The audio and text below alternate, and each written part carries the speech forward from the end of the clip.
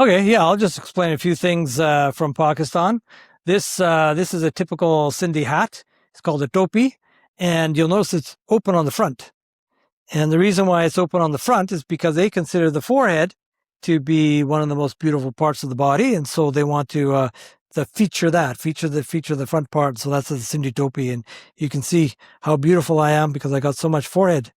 Yeah, not really.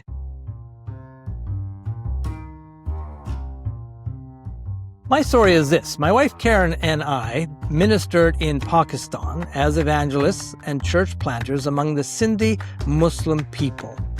I grew up in church. I went to Bible college and seminary. I got my MDiv before we went. But my experience and training in intercultural disciple making was limited. Of course, the intention was to say with the Apostle Paul, "Follow me as I follow Christ." But actually, what Paul said was, "Follow my example as I follow the example of Christ."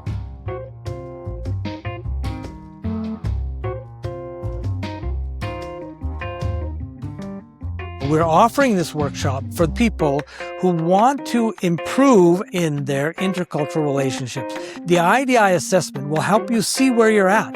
It will show where you are functioning, and it will show where you can develop in your intercultural skills in order to function better on intercultural teams or to work cross-culturally in a more effective way.